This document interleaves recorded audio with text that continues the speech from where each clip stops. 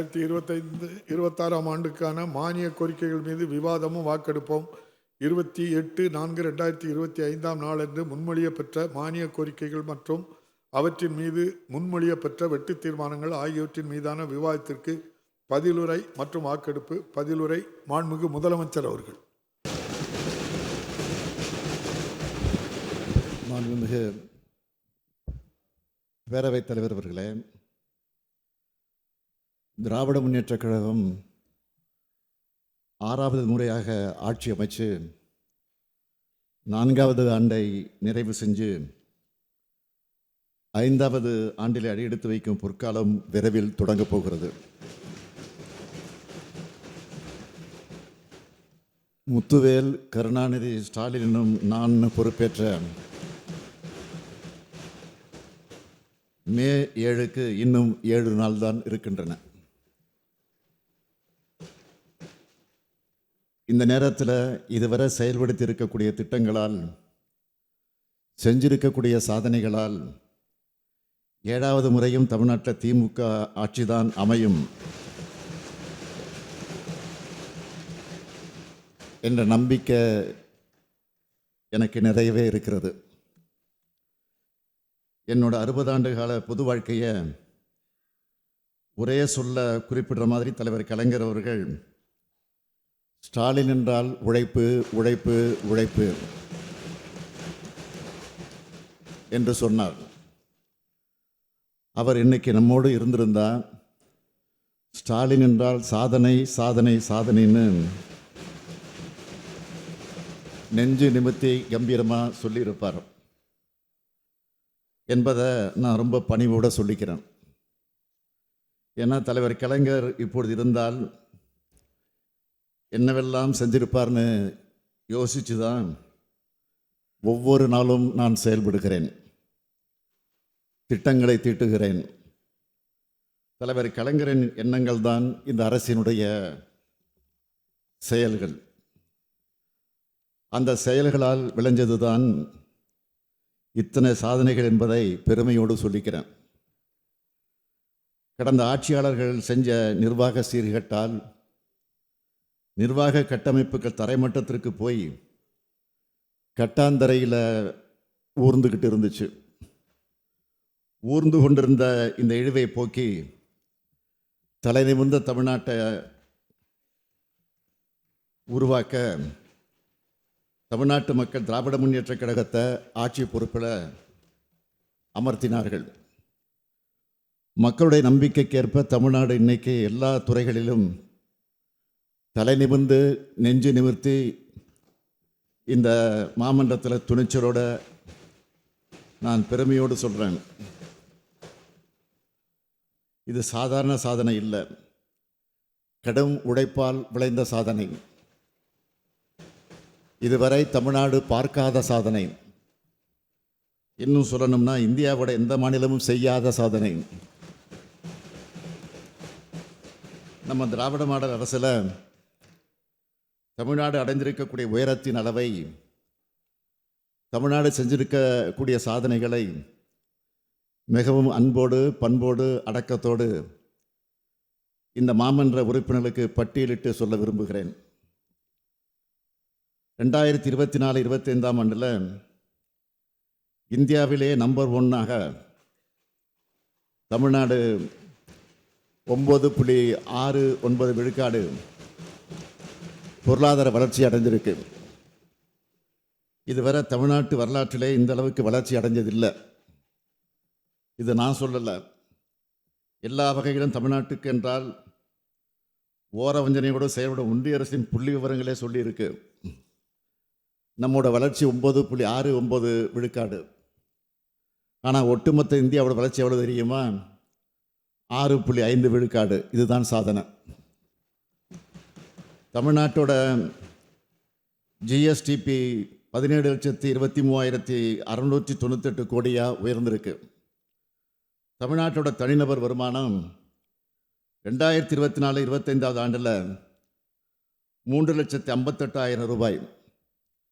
தேசிய சராசரி 2,06,000 தான். இதுவரை இல்லாத உச்சமாக 14.65 பில்லியன் டாலர் அளவுக்கு மின்னணு பொருட்கள் ஏற்றுமதியில் தமிழ்நாடு கடந்த 2024-25 நிதியாண்டில் சாதனை படைச்சிருக்கு.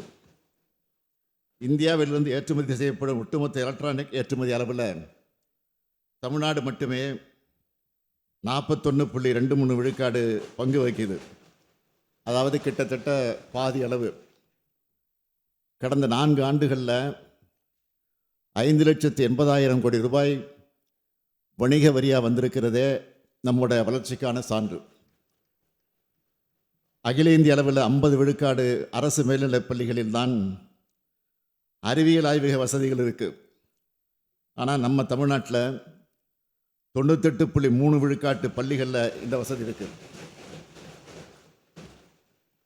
கல்வித்துறையை பொறுத்த வரைக்கும் கடந்த 4 ஆண்டுகள் நம்ம அரசு செஞ்சிருக்கக்கூடிய திட்டங்கள் காரணமாக நம்ம நடுநிலைப் பள்ளிகளில் இடைநிற்றலே இல்லை.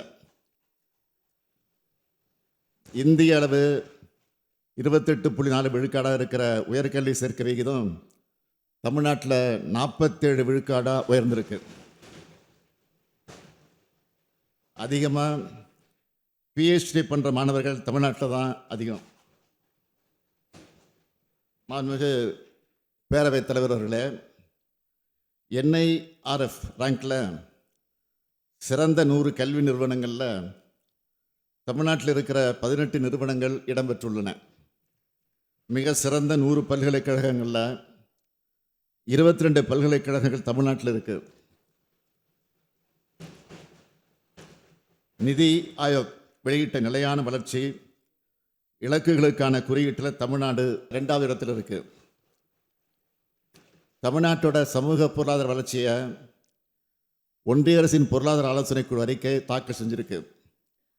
இந்த சமூக முன்னேற்ற குறியீட்டில் பெரிய மாநிலங்களோடு ஒப்பிடும்போது தமிழ்நாடு 63.33 புள்ளிகள் பெற்று தேசிய அளவில் முதலிடத்தில் இருக்கிறோம். இந்தியா முழுக்க 11.2 விழுக்காடு மக்கள் வறுமைக்கோட்டு கீழே வாழுகிற நிலையில் தமிழ்நாட்டில் வறுமைக்கோட்டு கீழே இருக்கிறவங்க 1.43 விழுக்காடு தான். அவங்களுடைய வாழ்க்கை தரத்தை முன்னேற்ற தான் தாய் மாணவர் திட்டத்தின் மூலம் நம்ம திராவிட மாடல் அரசு உழைச்சிக்கிட்டு இருக்கு. எளிய மக்களையும் மருத்துவ சேவைகள் சென்று சேரணும்னு உருவாக்கி 2,25,00,000 மக்கள் பயனடைஞ்சிருக்க மக்களை தேடி மருத்துவ திட்டம் ஐநா அமைப்போட விருதை பெற்றிருக்கு. நேற்று கூட ஒரு செய்தி வந்துச்சு. உலக சுகாதார நிறுவனத்தின் வழிமுறைகளின்படி தொற்றா நோய்களின் கட்டுப்பாடு குறித்து ஐசிஎம்ஆர் நிறுவனம் நடத்தின சர்வேல மக்களை தேடி மருத்துவ திட்டத்தால் உயர் இரத்த அழுத்தம் மற்றும் நீரிழிவு நோய் பெருமளவு கட்டுப்படுத்தப்பட்டு இருக்கிறது என்று தெரிய வந்திருக்கு. இந்தியாவிலேயே தமிழ்நாட்டில் தான் அதிகமான அரசு மருத்துவர்கள் இருக்காங்க. அதிகமான எம்பிபிஎஸ் சீட் இருக்கிற இடமும் தமிழ்நாடு தான். இந்தியாவிலேயே வேறு எந்த மாநிலத்திலும் இல்லாத அளவுக்கு நம்மளோட அரசு மருத்துவமனைகளில் 1,16,733 மருத்துவ படுக்கைகள் இருக்குது. தொழில்துறையை பொறுத்த வரைக்கும் 39,666 தொழிற்சாலைகளோட இந்தியாவில் நாம தான் நம்பர் 1. 27,75,000 நபர்கள் பணிபுரிகிறார்கள். முதலீடுகள் மட்டும் 5.35 லட்சம் கோடி ரூபாயோட இந்திய அளவு 2வது இடம். நம்ம திராவிட மாடல் அரசின் பெண்களுக்கான சிறப்பு திட்டங்களால் தொழிற்சாலைகளில் பணிபுரியும் பெண் தொழிலாளர்களின் பங்கேற்பு விகிதத்தில் 47 விழுக்காட்டோட இந்தியாவிலே நம்பர் 1 இருக்கும். காற்றாலை மின் உற்பத்தியில் தமிழ்நாடு 2வது இடம். சூரிய சக்தியில் 4வது இடம். புத்தாக்க நிறுவனங்களை உருவாக்குறதுல பெஸ்ட் பெர்ஃபார்மர் ஸ்டார்ட் அப் தரவரிசை பட்டியலில் 2018 கடைசி இடத்தில் இருந்த நிலையை மாற்றி 2022 ஆண்டுக்கான தரவரிசையில் முதலிடத்தை அடைஞ்சிருக்கிறோம். ஏற்றுமதி தயார்நிலை குறியீட்டில் முதலிடம். தோல் பொருட்கள் மற்றும் ஜவுளி பொருட்கள் ஏற்றுமதியில் முதன்மை மாநிலம். எண்ணெய் வித்துகள், நிலக்கடலை, கரும்பு உற்பத்தி திறனில் முதலிடம், மக்காச்சோளம் உற்பத்தி திறனில் 2வது இடம், நெல் உற்பத்தி திறனில் 3வது இடம். ஊட்டச்சத்தை உறுதி செய் திட்டத்தின் மூலமாக எடை குறைவான குழந்தைகள் பிறக்கிறத குறைச்சிருக்கிறோம். எடை குறைவாக பிறந்த குழந்தைகளை காப்பாற்றியிருக்கிறோம். இந்திய நீதி அறிக்கையின்படி தமிழ்நாட்டில் தான் காவல்துறையில் பெண் அதிகாரிகளுடைய எண்ணிக்கை அதிகம். இப்படி சாதனைக்கு மேல் சாதனையை செஞ்சுட்டு இருக்கக்கூடிய தமிழ்நாடு இந்த சாதனைகள்லாம் சாதாரணமாக செஞ்சுட்டு இல்லை. மேலே பாம்பு, கீழே நரிகள்.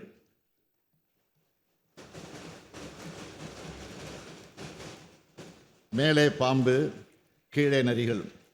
குதித்தால் அகழி, ஓடினால் தடுப்புச் சுவர்கள். இதுக்கெல்லாம் இடையில மாட்டிக்கிட்ட மனிதனை போல ஒரு பக்கம் ஒன்றிய அரசு, மறுபக்கம் ஆளுநர், இன்னொரு பக்கம் நிதி நெருக்கடின்னு தடைகளை கடந்து செய்யப்பட்ட சாதனை இது.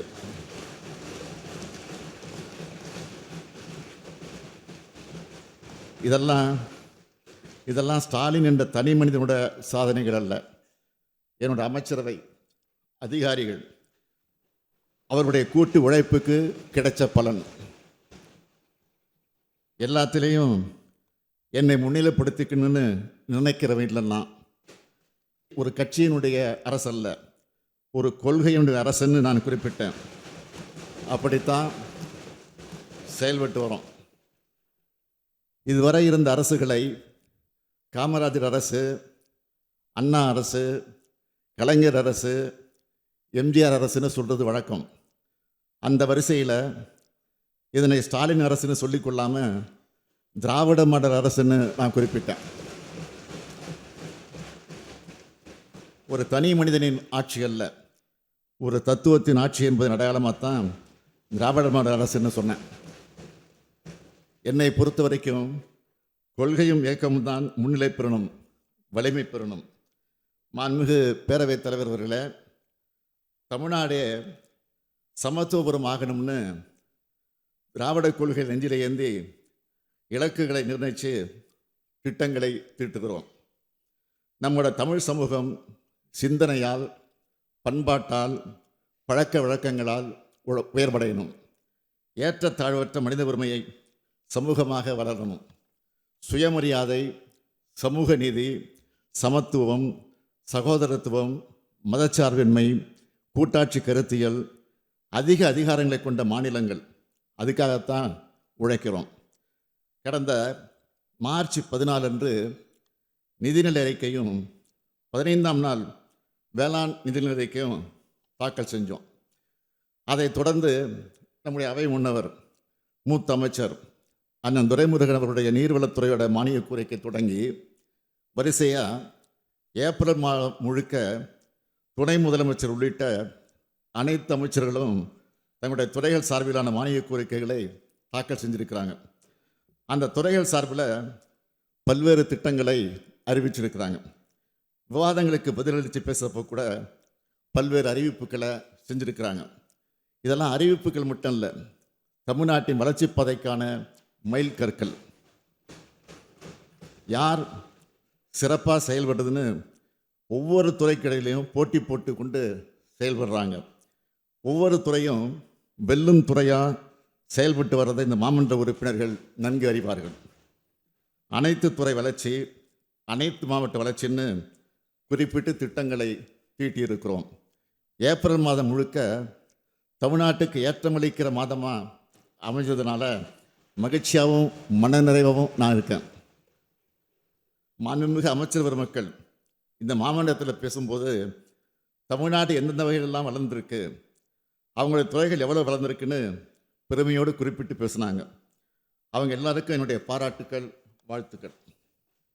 இந்த அவையை மாண்பு தவறாமல் கண்ணியத்தோடும் கட்டுக்கோப்பாகவும் மக்களாட்சிக்கு இலக்கணம் சொல்லும் வகையிலும் வழிநடத்திய மாண்புமிகு பேரவைத் தலைவர்களுக்கும் மாண்புமிகு பேரவை துணைத் தலைவர்களுக்கும் இந்த மாமன்றத்தின் சார்பாக என்னுடைய நன்றியை தெரிவித்துக் கொள்கிறேன். அமைச்சர்களுக்கு நான் சொல்லிக்கொள்வது, உங்கள் துறையை வளர்த்தெடுத்ததுக்கு உங்களுடைய திறமை காரணமாக இருந்தாலும் இன்னொரு முக்கிய காரணமும் இருக்குது. அதுதான் மாநிலத்தினுடைய அமைதி. அது என்னுடைய துறையான காவல்துறையில் தான் வருது. ஏன்னா அமைதியான மாநிலத்தில் தான் தொழில் வளரும், தொழிற்சாலைகள் வரும், கல்வி மேம்பாடும் வரும், பெண்களும் இளைஞர்களும் முன்னேற்றம் காண்பார்கள், விளையாட்டுத்துறை மேம்படும், உற்பத்தியும் ஏற்றுமதியும் அதிகரிக்கும், சுற்றுலா பயணிகள் வருவார்கள், கோயில்கள் தழைக்கும். தமிழ்நாட்டில் நிலவும் இந்த அமைதிக்கு காரணம் என்னுடைய துறையான காவல்துறை. சட்டம் ஒழுங்கை முறையாக பேணி இந்த சாதனைகளுக்கு அடித்தளமிட்ட காவல்துறை சார்ந்த அனைவருக்கும் நானும் நீங்களும் தமிழ்நாட்டு மக்களும் என்றும் நன்றிக்குரியவர்கள். சட்டம் ஒழுங்கு சீராகவும் தமிழ்நாடு அமைதிமிகு மாநிலமாக இருக்கிறதுனால தான் பெரிய அளவிலான சாதி சண்டைகளோ மத கலவரங்களோ பெரிய கலவரங்களோ வன்முறைகளோ இல்லை. கலவரங்களை தூண்டலாம்னு சிலர் நினச்சாலும் தமிழ்நாட்டு மக்களை அதை முறியடிச்சிடுறாங்க. இதெல்லாம் நடந்தால் தான் சட்டம் ஒழுங்கு சரியில்லைன்னு புழுதி வாரி தூற்ற முடியும். மொத்தத்தில் சட்டம் ஒழுங்கில் கல் விழாதான்னு துடிக்கிறவங்க ஆசையில் மண் தான் விழுந்திருக்கு. நான் என்ன சொல்கிறேன், குற்ற சம்பவம் நடந்தால் உடனடியாக நடவடிக்கை எடுக்கப்பட்டு குற்றவாளிகள் கைது செய்யப்படுறாங்க. ஏதாவது ஒரு சில இடத்துல கவனக்குறைவா சில தவறுகள் நடந்ததாக கூட அதை சுட்டி காட்டப்பட்டால் உடனடியாக அதை திருத்திக்க நாங்கள் தயாராக இருக்கிறோம். நான் பிடிச்ச முயலுக்கு 3 கால்னு பிடிவாதமாக இருக்கிறவன் இல்லைன்னா, மக்களாட்சியில் எல்லோருடைய கருத்துக்களையும் கவனித்து ஆராய்ந்து சரியானவற்றை சரியான நேரத்தில் செய்யணும்னு நினைக்கிறவன்னா, உள்நோக்கத்தோட அரசியல் ஆதாயத்துக்காக தமிழ்நாட்டோட சட்டம் ஒழுங்கு சரியில்லைன்னு பேசுகிறவங்களுக்கு சொல்லிக்கிறேன், இது மணிப்பூர் அல்ல, இது காஷ்மீர் அல்ல, உத்தரப்பிரதேச கும்பமேளா மரணங்கள் இங்கே நடக்கலை, இது தமிழ்நாடு. அதை மறந்துடாதீங்க. மாண்புமிகு பேரவைத் தலைவர்களே, காவல்துறையை நவீனப்படுத்தும் முயற்சிகள் தொடர்ந்து எப்படியெல்லாம் எடுக்கப்பட்டு வருதுன்னு நேற்றைய தினம் நான் பல்வேறு நேரங்களில் குறுக்கிட்டு பேசுகிற போது, பதிலளித்து பேசுகிற போது தெளிவாக எடுத்து சொல்லியிருக்கிறேன். எனவே அதை பற்றி அதிகம் பேச வேண்டிய அவசியம் இல்லை. இருந்தாலும் சொல்லுகிறேன், குற்றம் மற்றும் குற்றவாளிகளை கண்டறியும் நவீன வலைப்பின்னல் அமைப்பு மறுசீரமைக்கப்பட்டு வருது. இதனால் பொதுமக்கள் ஆன்லைன் புகார்களை பதிவு செய்யவும் துறைகளுக்கிடையே தகவல்களை பகிர்ந்து கொள்ளும் வசதியை பெறக்கூடிய வாய்ப்பு இயலும். சைபர் குற்றங்கள் உள்ளிட்ட அனைத்து வகையான குற்றங்களையும் கட்டுப்படுத்தி வரோம். காவல், உள்துறை, தீயணைப்பு மற்றும் தடவியல் துறை சார்பாக கடந்த 4 ஆண்டுகளில் செய்யப்பட்ட சாதனைகளை புத்தகமாக அச்சிட்டு இந்த மாமன்றத்தில் இருக்கக்கூடிய மாண்புமிகு உறுப்பினர் அனைவருக்கும் வழங்கியிருக்கிறோம். ஊடக நண்பர்களும் அந்த புத்தகத்தை பார்த்து அதை பெற்று அதில் உள்ள சாதனைகளையும் தரவுகளையும் புள்ளி விவரங்களையும் உண்மைகளையும் மக்களிடம் கொண்டு செல்லணும்னு உங்கள் அன்போடு கேட்டுக்கிறேன். குற்றங்களை குறைக்கிற துறையாக மட்டும் இல்லாமல் குற்றங்களை தடுக்கிற துறையாக காவல்துறை செயல்படணும்னு நான் தொடர்ந்து சொல்லிக்கிட்டு வரேன். இந்த நிலை உருவாகணும்னா காவல்துறை சிறப்பாக செயல்பட்டால் மட்டும் பொத்தாது, ஒட்டுமொத்த சமூகமும் சில பொறுப்புகளை உணர்ந்து செயல்படணும். காவல்துறைக்கு பொறுப்பேற்றிருக்கக்கூடிய நான் இந்த தருணத்தில் இந்த அவையின் மூலமாக பொதுமக்களுக்கு சொல்லிக்கொள்ள விரும்புவது, சட்டம் ஒழுங்கை பாதுகாக்க வேண்டியது நம்ம அனைவருடைய கூட்டு பொறுப்பு. எனவே நீங்கள் அனைவரும் சட்டத்தை மதித்து நடக்கணும். சின்ன சின்ன அலட்சியங்களை கூட தவிர்த்து சுய ஒழுக்கத்தோடு எல்லோரும் இருக்கணும். ஒரு குற்றம் நடந்த பிறகு உடனடியாக காவல்துறைக்கு தெரிவிக்கிற பலர் இருக்கிறாங்க. அவர்களை பாராட்டுகிற அதே வேளையில் ஒரு குற்றம் நடக்கிறதுக்கு முன்னாடியே அதை உணர்ந்து தடுக்கிற முன்னெச்சரிக்கையும் நமக்கு தேவை. உங்கள் சுற்றுப்புறங்களில் சந்தேகப்படும்படியான நபர்களோட நடமாட்டம், செயல்பாடுகள் ஏதாவது தெரிஞ்சால் உடனடியாக காவல்துறைக்கு தெரியப்படுத்துங்க. அது மட்டும் இல்லை, ஓய்வில்லாமல் விழிப்புணர்வோடும் கண்காணிப்போடவும் களத்தில் இருக்கிற காவல்துறையினர்கிட்ட கனிவாக நடந்துக்குங்க. அதே போல் காவல்துறையினரும் பொதுமக்கள்கிட்ட கனிவாக நடந்துக்கணும். காவல்துறைக்கிட்ட அதிகாரம் இருக்கிறது, சட்டம் ஒழுங்கை நிலைநாட்டவும் குற்றங்களை தடுக்கவும் தான் என்பதை அத்துமீறக்கூடிய அந்த காவலர்கள் சில உணரணும். காவல் உயர் அதிகாரிகள் இதை உறுதி செய்யணும். காவலர்கள் தன்னுடைய பணிச்சுமையும் தனிப்பட்ட வெறுப்புகளையும் பொதுமக்கள்கிட்ட காட்டிடக்கூடாது. காவல்துறையும் பொதுமக்கள் நண்பர்கள் என்பதை இரு தரப்பும் உணர்ந்து செயல்படணும்னு கேட்டுக்கிறேன். செயல்படுவீங்கன்னு நம்புகிறேன். பொதுமக்களுக்கும் காவல்துறையினருக்கு இடையில் உள்ள இந்த நல்லுறவை மேலும் வலுப்படுத்திட என் நெஞ்சில் நீண்ட நாட்களாக இருந்து வரும் எண்ணத்து உணர்வை செயல்வடையும் கொடுக்க நான் விரும்புகிறேன். சட்டம் ஒழுங்கை காப்பாற்றி இரவு பகலும் கண்துஞ்சாது காவல் பணியில் ஈடுபட்டு பொது அமைதியை பாதுகாக்கக்கூடிய காவலருக்கென தனி நாளை கொண்டாடுவதற்காக காவலரின் சேவைகளை போற்றி பாராட்டிட முதலாக 1859 மெட்ராஸ் மாவட்ட காவல் சட்டத்தை நிறைவேற்றி நவீன மற்றும் அமைப்பு ரீதியான காவலத்தை தோற்றுவிக்கப்பட்ட செப்டம்பர் 6ஆம் நாள். இனி ஆண்டுதோறும் காவலர் நாள் அது செப்டம்பர் 6ஆம் நாள் கொண்டாடப்படும். இந்நாளில் கடமை, கண்ணியம், கட்டுப்பாடு ஆகியவற்றை கடைபிடித்து சிறப்பாக பணியாற்றிய காவலருக்கு பதக்கங்கள் வழங்கப்படும். ஒவ்வொரு மாவட்ட காவல்துறையின் சிறப்புகளை சொல்லக்கூடிய வகையில் அனைத்து மாவட்டங்களிலும் காவல்துறை சார்பில் கண்காட்சிகள் நடத்துதல், குருதிக்குடை முகாம்கள் நடத்துதல் உள்ளிட்ட பல்வேறு நிகழ்வுகள் அன்று நடைபெறும் என்பதை நான் தெரிவித்துக் கொள்கிறேன். மாண்புமிகு பேரவைத் தலைவர் அவர்களே, தமிழ்நாடு என்பது குற்றங்கள் நடக்காத மாநிலம், போதைப்பொருள் இல்லாத நடமாட்டம் இல்லாத மாநிலம், பாலியல் குற்றம் இல்லாத மாநிலம் என்ற நிலையை நாம் எட்டணும். எங்கேயும் யாராலையும் குற்றம் நடக்கக்கூடாது. மீறி நடந்தால் உடனடியாக குற்றவாளிகள் கைது செய்யப்படணும்.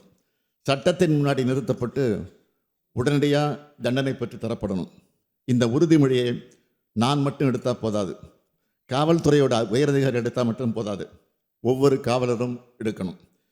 என்னுடைய காவல் எல்லைக்கு உட்பட்ட பகுதியில் எந்த வகைப்பட்ட குற்றம் நடக்க விடமாட்டேன்னு ஒவ்வொரு காவலரும் முடிவெடுத்துட்டா குற்றங்கள் பூஜ்ஜியத்திற்கு வந்துடும். மனித வளர்ச்சியோட எல்லா குறியீடுகளையும் முன்னணி மாநிலமாக இருக்கிற தமிழ்நாடு குற்ற சம்பவங்களில் பூஜ்ஜியமாக இருந்தால் தான் நமக்கு பெருமை. எனவே இதில் பூஜ்ஜியம் வாங்க ஒவ்வொரு காவலரும் 100 விழுக்காடு அர்ப்பணிப்போட பணியாற்றணும். மாண்புமிகு பேரவைத் தலைவர்களே, நேற்று மாண்புமிகு 11 உறுப்பினர்கள், இந்த அவையில் மாண்புமிகு 11 உறுப்பினர்கள் 5 மணி நேரம் 25 நிமிடம் மானியத்தை பற்றி விவாதித்திருக்கிறார்கள். அதில் பலருக்கு அப்பப்போ நான் பதில் அளிச்சிருக்கிறேன். விடுபட்ட சில பதில்களை சொல்ல வேண்டுமென்றால், மாண்புமிகு உறுப்பினர் திரு OS மணியன் அவர்கள் நாகை மாவட்டம் திருமருகல் தீயணைப்பு நிலையத்திற்கு சொந்த கட்டிடம் கேட்டிருந்தார். அது நிச்சயம் கட்டித்தரப்படும் என்று தெரிவித்துக் கொள்கிறேன். அதேபோல் மாண்புமிகு உறுப்பினர் வேல்முருகன் அவர்கள் காவலர்களுக்கு வருடாந்திர மருத்துவ சோதனைக்கு அங்கீகரிக்கப்பட்ட மருத்துவமனைகளில் அனுமதி அளிக்க வேண்டும் என்று கோரிக்கை விடுத்தார். இந்த கோரிக்கை நிச்சயம் பரிசீலிக்கப்பட்டு அனைத்து அங்கீகரிக்கப்பட்ட மருத்துவமனைகளிலும் காவலர்கள் ஆண்டுதோறும் மருத்துவ பரிசோதனை செய்து கொள்ள உறுதி செய்யப்படும். அதேபோல் மாண்புமிகு உறுப்பினர் பேராசிரியர் ஜவஹர்லால் அவர்கள் காவல் நிலையங்களில் CCTV கேமராக்கள் அவசியம் அமைக்கப்பட வேண்டும் என்றும் உடற்கூராய்வு சான்றிதழ் உடனடியாக கிடைக்க ஏற்பாடு செய்ய வேண்டும் என்றும் கோரிக்கை விடுத்தார். காவல் நிலையங்களை பொறுத்த வரைக்கும் பெரும்பாலான இடங்களில் CCTV கேமராக்கள் பொருத்தப்பட்டு வருகிறது. CCTV காட்சிகள் அனைத்தும் காவல் நிலையங்களில் இருப்பது நிச்சயமாக உறுதி செய்யப்படும். உடற்கூராய்வு சான்றிதழை பொறுத்த வரைக்கும் உடனுக்குடன் வழங்கப்படுகின்றன. அதில் எந்தவித தாமதம் இல்லாமல் இருக்க உரிய நடவடிக்கை எடுக்கப்படும். அதேபோல் மாண்புமிகு உறுப்பினர் திரு மாரிமுத்து அவர்கள் கோட்டூர் தீயணைப்பு நிலையத்துக்கு சொந்த கட்டடம் தேவை என கோரிக்கை விடுத்தார். அவரது கோரிக்கை ஏற்கப்படுகிறது. கோட்டூர் தீயணைப்பு நிலையத்திற்கு சொந்த கட்டடம் கட்டப்படும். மாண்புமிகு உறுப்பினர் நாகை மாலி அவர்கள் காவல் ஆணைய பரிந்துரைகளை உடனடியாக செயல்படுத்திட வேண்டும் என்று கோரிக்கை வைத்தார். ஓய்வு பெற்ற உச்சநீதிமன்றத்தினுடைய நீதியரசர் உயர்நீதிமன்றத்தினுடைய நீதியரசர் CT செல்வம் அவர்கள் தலைமையிலான 5வது காவல் ஆணையம் 934 பரிந்துரைகளை வழங்கியிருக்கிறது. அதில் 86 பரிந்துரைகள் ஏற்கனவே நடைமுறைப்படுத்தப்பட்டு விட்டன. மேலும் 274 பரிந்துரைகள் நடைமுறைப்படுத்தப்படுவதற்கான பல்வேறு கட்ட நடவடிக்கைகள் எடுக்கப்பட்டு வருவதோடு மற்றவை அரசின் பரிசீலனையில் உள்ளது என்பதையும் நான் தெரிவித்துக் கொள்கிறேன். அதேபோல் அடுத்து மாண்புமிகு உறுப்பினர் சிந்தனை செல்வன் அவர்கள், அதேபோல் அவருடைய கட்சியினுடைய தலைவர் தொல் திருமாவளவன், நாடாளுமன்ற உறுப்பினர் தொல் திருமாவளவன் அவர்களும் ஆயுதிராவிடர் மற்றும் பழங்குடியினருக்கு பதவி உயர்வில் இடஒதுக்கீடு கோரி என்னிடம் கடிதத்தை அளித்திருக்கிறார்கள், நேரிடம் சொல்லியிருக்கிறார்கள். அந்த அடிப்படையில் ஒரு அறிவிப்பை வெளியிட விரும்புகிறேன். பல்லாண்டு காலமாக தமிழ்நாட்டில் அரசு பணியாளர்கள் தேர்வு முறையில் தயாரிக்கப்பட்டு வந்த தரவரிசை பட்டியலானது சமூக நீதி அடிப்படையில் இருந்து வந்த நிலையில் கடந்த 2019ஆம் ஆண்டில் வரப்பெற்ற ஓர் உச்சநீதிமன்ற தீர்ப்பின் காரணமாக இந்த முறையில் ஏற்பட்டுள்ள மற்றும் வருங்காலத்தில் ஏற்படக்கூடிய பாதிப்புகள் குறித்து ஆய்வு செய்வதற்கும் அதற்கான சட்ட ரீதியான தீர்வுகள் அளித்திடவும் ஓய்வு பெற்ற உயர்நீதிமன்றத்தின் நீதியரசர் தலைமையில் குழு ஒன்று அமைக்கப்படும். அந்த குழு அளிக்கக்கூடிய பரிந்துரை அடிப்படையில் இந்த தீர்ப்பின் காரணமாக ஏற்பட்டுள்ள பாதிப்புகளில் இருந்து ஒரு நல்ல தீர்வு காணப்படும் என்றும் தங்கள் வாயிலாக தெரிவித்துக் கொள்கிறேன். மேலும் இன்னொரு முக்கிய அறிவிப்பை செய்ய விரும்புகிறேன். இந்த மண்ணின் ஆதி குடிகளை இழிவுபடுத்தும் அடையாளமாக காலனி என்ற சொல் பதிவாகி இருக்கிறது. ஆதிக்கத்தின் அடையாளமாகவும் தீண்டாமைக்கான குறியீடாகவும் வசை சொல்லாகவும் மாறியிருப்பதால் இனி இந்த சொல் அரசு ஆவணங்களிலிருந்தும் பொது புழக்கத்திலிருந்து நீக்குவதற்கு நடவடிக்கை எடுக்கப்படும் என்பதையும் தெரிவித்துக் கொள்கிறேன். மாண்புமிகு உறுப்பினர் வானதி சீனிவாசன் அவர்கள் பேசுகிற போது குறிப்பிட்டார்கள், வெளிநாட்டு தொழிலாளர்கள் பணிபுரியக்கூடிய இடங்களில் கண்காணிப்பு தேவை என்று பேசியிருக்கிறார்கள். அவருக்கு நான் நன்றி தெரிவித்துக் கொள்கிறேன். தமிழ்நாட்டு தங்கி பணிபுரியக்கூடிய வெளிநாட்டு தொழிலாளர்கள் அனைவரும் சட்டவிரோத செயலில் ஈடுபடாதவாறு கண்காணிக்கப்படுகிறார்கள். அதேபோல் மாண்புமிகு உறுப்பினர் கோகா மணி அவர்கள் கேட்டுக்கொண்டபடி அவருடைய தொகுதியில் தருமபுரி காவல் உட்கோட்டம் மதிகோன்பாளையம் காவல் வட்டத்தில் அமைந்துள்ள புலி கிராமத்தில் புதிய காவல் நிலையம் 2,83,00,000 ரூபாய் மதிப்பீட்டில் அமைக்கப்படும் என்பதை தெரிவித்துக் கொள்கிறேன். மாண்புமிகு எதிர்க்கட்சித் தலைவர் அவர்கள் பல்வேறு சம்பவங்கள் குறித்து பேசியிருக்கிறார். அவர் பேசிய அத்தனை விவகாரங்களிலும் உடனடியாக நடவடிக்கை மேற்கொள்ளப்பட்டிருக்கிறது. இனியும் நடவடிக்கை எடுக்கப்படும், உரிய நடவடிக்கையை விரைவாக எடுக்கப்படும் என்ற அந்த உறுதி இந்த நேரத்தை தெரிவித்துக் கொண்டு, இந்த அரசை பொறுத்த வரைக்கும் எந்தவித அழுத்தங்களுக்கும் உள்ளாகாமல் காவல்துறை சுதந்திரமாக செயல்பட்டு சட்டம் ஒழுங்கை பராமரிப்பதிலும் நீதியை நிலைநாட்டுவதிலும் சிறப்பாக செயல்பட்டு வருகிறது என்பதை நான் அழுத்தம் தெரிவித்துக் கொள்கிறேன். மாண்புமிகு பேரவைத் தலைவர் அவர்களே, இந்த ஆண்டு உள்துறை சார்பில் 102 அறிவிப்புகள் வெளியிடப்படுகிறது. காலத்தின் நிலைமை கருதி சிலவற்றை இப்பொழுது நான் அறிவிக்க விரும்புகிறேன். மீதமுள்ள அறிவிப்புகளை நான் படித்ததாக கருதி அவை குறிப்பில் சேர்த்திடுமாறு கேட்டுக்கொள்கிறேன். புதிய காவல் நிலையங்கள் கோயம்புத்தூர் மாவட்டம் நீலாம்பூர், சிவகங்கை மாவட்டம் கீழடி, திருநெல்வேலி மாவட்டம் மேலச்சேவல், திருப்பூர் மாவட்டம் பொங்கலூர், கள்ளக்குறிச்சி மாவட்டம் களமருதூர், நாமக்கல் மாவட்டம் கொக்கராயன்பேட்டை, திருவண்ணாமலையில் அண்ணாமலையார் கோயில் காவல் நிலையம், குமரி மாவட்டம் குழித்துறையில் இருப்பு பாதை காவல் நிலையம், சென்னை ஓமந்தூர் மருத்துவமனை வளாகத்தில் புறக்காவல் நிலையம், பெரம்பூர் பெரியார் நகர் அரசு புறநகர் மருத்துவமனையில் புறக்காவல் நிலையம், சென்னை அரும்பாக்க சரகத்தில் புதிதாக அனைத்து மகளிர் காவல் நிலையம், மதுரை மாநகர காவல் ஆணையகத்தில் சிந்தாமணி, மாடக்குளம் உள்ளிட்ட பல இடங்களில் உருவாக்கப்படும். சென்னை பெருநகர காவல் ஆயுதப்படையில் புதிய பணியிடங்கள் 2 கட்டங்களாக ரூபாய் 21,02,00,000 செலவில் உருவாக்கப்படும். இதற்கான முதற்கட்ட செலவினம் ரூபாய் 10,51,00,000.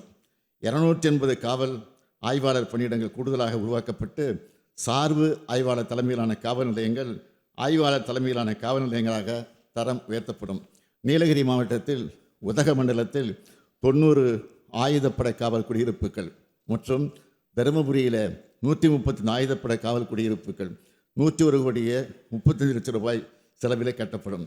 பெண்களின் பாதுகாப்பினை உறுதி செய்வதற்காக மாநகரங்களின் பயன்பாட்டிற்கென சென்னை பெருநகரம் தவிர 80 இளஞ்சிவப்பு ரோந்து வாகனங்கள் ரூபாய் 12 கோடி செலவில் வாங்கப்படும். காவலர் தங்குமிடம் வசதி இல்லாத அல்லது குறைவாக உள்ள 20 மாவட்ட மாநகரங்களில் ஆயுதப்படை காவல் ஆளுநர்கள் பயன்பாட்டிற்காக 50 படுக்கை வசதிகள் கொண்ட காவலர் தங்குமிடங்கள் ரூபாய் 30 கோடி செலவில் கட்டப்படும்.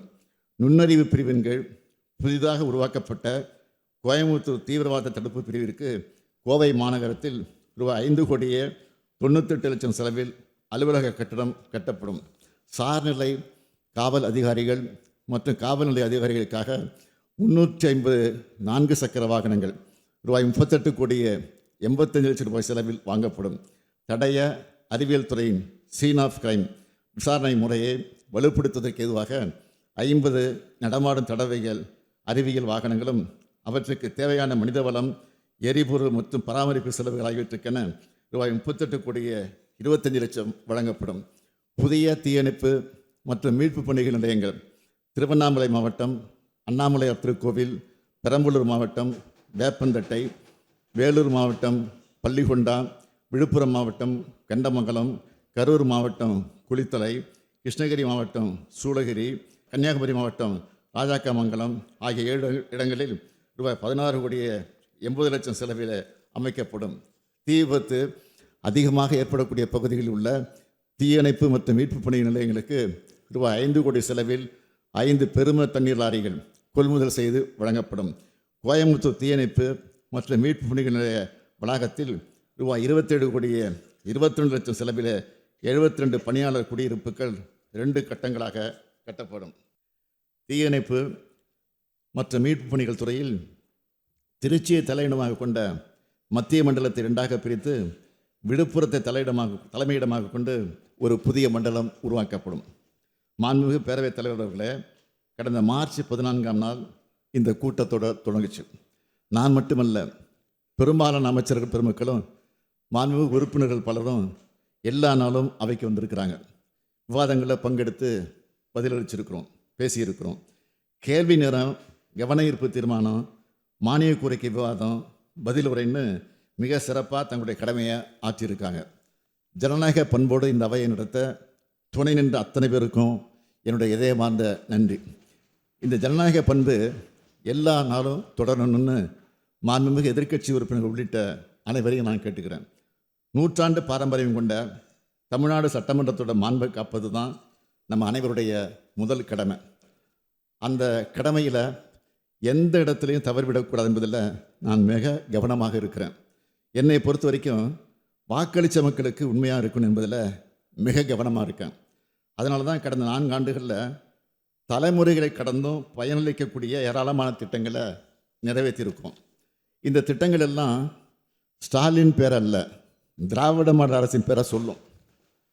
கலைஞர் மகளிர் உரிமை திட்டம், மகளிருக்கான விடியல் திட்டம், முதலமைச்சரின் காலை உணவு திட்டம், புதுமை பெண் திட்டம், தமிழ் புதல்வன் திட்டம், நான் முதல்வன் திட்டம், இல்லம் தேடி கல்வி திட்டம், மக்களை தேடி மருத்துவம் திட்டம், இன்னுயிர் காப்போம் நம்மை காக்கும் 48, முதல்வர் மருந்தகம், கலைஞர் கனவு இல்லம், ஊட்டச்சத்தை உறுதி செய், தோழி விடுதி, அண்ணல் அம்பேத்கர் தொழில் முன்னோடிகள் திட்டம் உள்ளிட்ட ஏராளமான திட்டங்களை நம்ம அரசு செயல்படுத்தின தெம்போடு உறுதியாக சொல்கிறேன். கடந்த 10 ஆண்டுகள் அதிமுக ஆட்சியை விட 1000 மடங்கு சிறப்பான சாதனைகளை அனைத்து துறையிலும் செஞ்சுருக்கிறோம். இந்த உறுதியோடவும் மக்கள் மேலே உள்ள நம்பிக்கையோடவும் சொல்கிறேன். அடமானம் வைக்க நினைப்பவர்களாலும் அபகரிக்க நினைப்பவர்களாலும் தமிழ்நாட்டை ஒருபோதும் சூறையாட முடியாது. எங்களை எல்லாம் ஆளாக்கிய பேரறிஞர் அண்ணா அன்றே சொன்னார், தமிழகம் உலகின் ஒரு பகுதியாக இருக்கலாம், ஆனால் அது யாருடைய வேட்டைக்காடாகவும் இருந்திட ஒரு நாளும் ஒப்புக்கொள்ள மாட்டோம். சுயாட்சி என்பது எங்கள் பிறப்புரிமை. இதனை தடுக்கவோ தகர்க்கவோ எவருக்கும் உரிமை இல்லை. இது எங்கள் போர் முழக்கம் என்று அண்ணா முழங்கினார். அவரது கனவை நிறைவேற்றும் வகையிலும் சட்டமன்றத்தின் இறையாண்மையை நிலைநாட்டும் வகையிலும் வரலாற்று சிறப்புமிக்க தீர்ப்பை பெற்றோம். அடுத்தபடியாக மாநில சுயாட்சி கனவை நிறைவேற்ற குழு அமைச்சிருக்கிறோம். நான் தொடங்கியுள்ள இந்த பயணம் நீண்டது. முதலமைச்சராக 5வது ஆண்டில் அடியெடுத்து வைக்கும் இந்த வேளையில் இந்த மன்றத்தில் நின்று உறுதியோடு சொல்கிறேன், என் பயணம் தொடரும். தமிழ்நாட்டுக்காக, தமிழர்களுக்காக, மாநில உரிமைகளுக்காக என் பயணம் தொடரும்.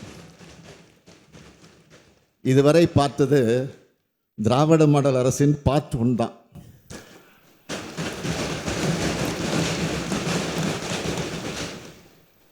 இதுவரை பார்த்தது திராவிட மாடல் அரசின் பார்ட் 1 தான்.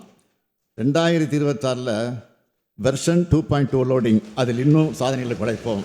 தமிழ்நாடு வரலாறு படைக்கும். வாழ்க தமிழ், வெல்க தமிழ்நாடு.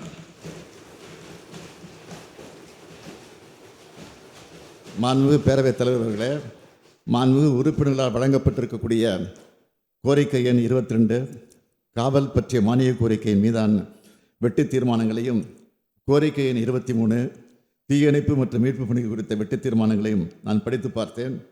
அவை விதிகளுக்கு உட்பட்டு இருக்கும் பட்சத்தில் நிச்சயமாக உறுதியாக நிதி நிலைமைக்கேற்ப படிப்படியாக அரசு அதை நிறைவேற்ற உறுதியளிக்கிறேன். எனவே மாண்புமிகு உறுப்பினர் அனைவரும் என்னுடைய விளக்கத்தை ஏற்று வெட்டு தீர்மானங்களை பெற்றுக்கொண்டு இந்த மானிய கோரிக்கை நிறைவேற்றி தருமாறு கேட்டுக்கொள்கிறேன். மாண்புமிகு பேரவைத் தலைவர்களே, இத்துறை சிறப்பாக செயல்பட எனக்கு உறுதுணையாக இருக்கக்கூடிய உள்துறை செயலாளர் திரு தீரஜ்குமார் ஐஏஎஸ் அவர்களுக்கும், தமிழ்நாடு காவல்துறை தலைமை இயக்குனர் திரு சங்கர்ஜிவால் ஐபிஎஸ் அவர்களுக்கும், சென்னை பெருநகர காவல் ஆணையர் திரு அருண் ஐபிஎஸ் அவர்களுக்கும், தீயணைப்புத்துறை இயக்குனர் திருமதி சீமா அகர்வால் ஐபிஎஸ் அவர்களுக்கும், நுண்ணறிவு பிரிவு காவல்துறை தலைவர் உள்ளிட்ட காவல்துறை உயரதிகாரிகள் மற்றும் அனைத்து காவல்துறை சகோதரி சகோதரிகளுக்கும் எனது மனமார்ந்த நன்றியை நான் தெரிவித்துக் கொள்கிறேன். அதேபோல் நம்முடைய மாண்புமிகு உறுப்பினர் ஜி.கே. மணி செல்லப்பிறந்தை அவர்கள் கோரிக்கை பக்கம் விடுபட்டு போயிருக்கிறது. எனவே அதனை முதல்வர் மூலமாக திரும்ப சொல்லி அவை குறிப்பில் சேர்த்துக்கொள்ள வேண்டும் என்று குறிப்பனுப்பியிருக்கிறார்கள். எனக்கு அதுவும் சேர்த்துக்கொள்ளப்படுகிறது என்பதையும் நான் பணிவோடு தெரிவித்து என் உரையை நிறைவு செய்கிறேன். நன்றி, வணக்கம்.